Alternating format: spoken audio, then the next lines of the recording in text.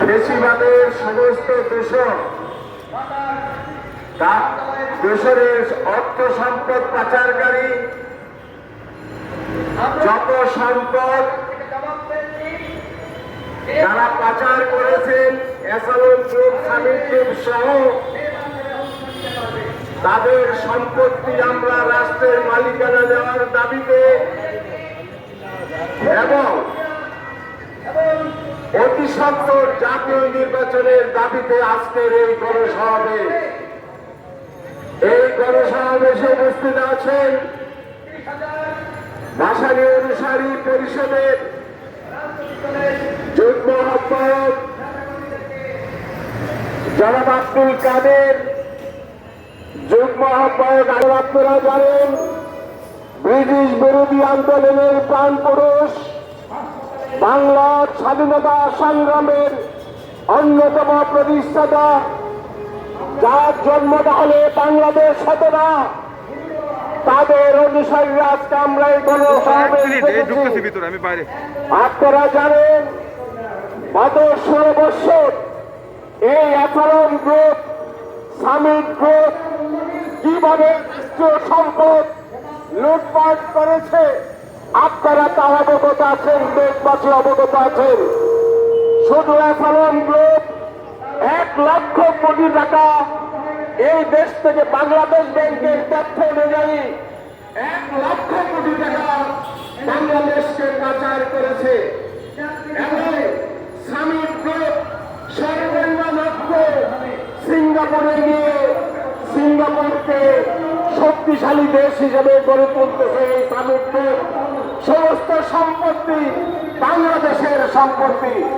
আজকের এই গণসমাবেশ থেকে এসালন, সামিট গ্রুপ সহ যত পাচারকারী আছে প্রত্যেকের সম্পত্তি ফেরত নিয়ে আসার দাবিতে, সরকারি রাষ্ট্রের কোষাগারে জমা করার দাবিতে, রাষ্ট্রীয় মালিকানা করার দাবিতে, এই সম্পত্তি ফিরে আনার দাবিতে আজকের এই গণসমাবেশ।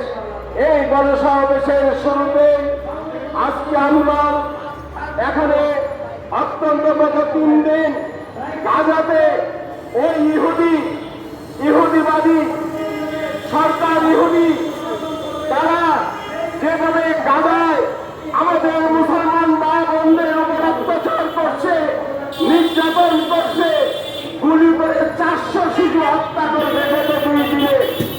আমরা ভাসানী অনুসারী পরিষদ এই নির্বিচারে গুলি করে হত্যা করার জন্য আমরা ওই ইহুদিদের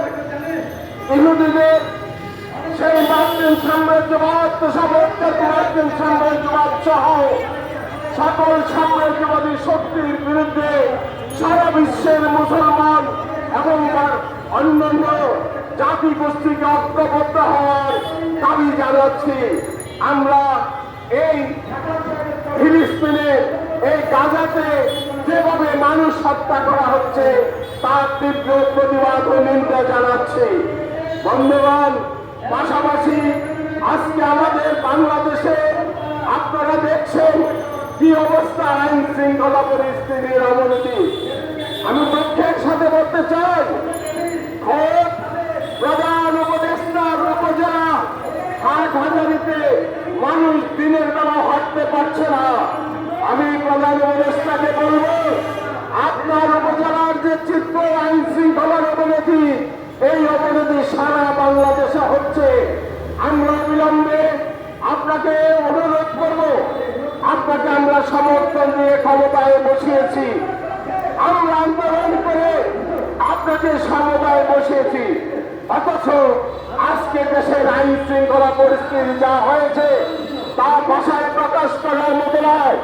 অবিলম্বে আপনি আইন শৃঙ্খলা পরিস্থিতির উন্নতি ঘটান, না হলে মানুষ এই ঈদের পরে আমরা ভাসানী অনুসারী পরিষদ রাস্তায় নামবো। যেভাবে আমরা এই পুলিশকে এই দেশ থেকে বিদায় করেছি, আমাদেরকে রাস্তায় নামবেন না। আমরা তীব্র প্রতিবাদ জানাচ্ছি। আইন শৃঙ্খলা যদি উন্নতি না করেন, আমরা ঈদের পরে অন্যান্য দলের সঙ্গে আলাপ আলোচনা করে আমরা কঠোর কর্মসূচি দেব রাস্তায়, তখন কিন্তু আর জনগণকে আপনারা কোনোভাবে ফিরাতে পারবেন না। তাই আমরা আজকের এই সমাবেশ থেকে আমি অনুরোধ করব, শুধু আইন শৃঙ্খলা পরিস্থিতি নয়, দ্রব্যমূল্য নিয়ন্ত্রণে নিয়ে আসুন। ওই সিন্ডিকেট ভেঙে দিন। সিন্ডিকেটের জন্য চাউলের মূল্য আজকে মোটা চাউল 85 টাকা, চিকন চাউল 100 টাকার উপরে চলে গিয়েছে। এই জন্য কি আমরা আপনাদেরকে ক্ষমতায় বসিয়েছি? আমরা ঈদের পরে কঠোর কর্মসূচি দেব এই দ্রব্যমূল্য, আইন শৃঙ্খলা পরিস্থিতির উন্নতি এবং এই স্বৈরশাসক খুনি হাসিনার দূষকদের সম্পত্তি রাষ্ট্রীয় সম্পত্তি হিসাবে ঘোষণা দিতে হবে অবিলম্বে। তাহলে আমরা প্রয়োজনে মৌলানা ভাসানীর নির্দেশিত পথে ঘেরাও আন্দোলনের সূচনা করব। আমরা আপনাদের 20 অফিস ঘেরাও করব এবং আপনাদের মন্ত্রণালয় ঘেরাও করব, জনগণকে সঙ্গে নিয়ে আপনারা অবিলম্বে তাই এই আসালাম গ্রুপ, শ্রমিক গ্রুপের সম্পত্তি আপনারা রাষ্ট্রের মালিকানায় নিয়ে আসেন, রাষ্ট্রীয় সম্পত্তি হিসেবে ঘোষণা করুন। বন্ধুগণ, আমরা ঈদের পরে অলরেডি আমরা বিভিন্ন রাজনৈতিক দলের সঙ্গে আলাপ আলোচনা চালিয়ে যাচ্ছি, আমরা আলাপ আলোচনা করে যাচ্ছি।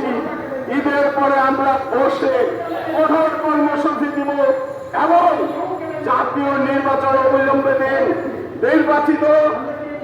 নির্বাচিত প্রতিনিধিদের কাছে ক্ষমতা হস্তান্তর করুন। আপনারা আর পারবেন না। গত 8 মাসে আপনারা কিছুই করতে পারেননি, আইন শৃঙ্খলা পরিস্থিতির উন্নতি ঘটাতে পারেননি, দ্রব্যমূল্যের দাম সহনীয় পর্যায়ে আনতে পারেননি। তাই আমরা নারীর প্রতি সহিংসতা বন্ধ করতে পারেননি। আজকে 8 বছরের শিশু ধর্ষণ হচ্ছে, আপনারা কিছুই করতে পারছেন না।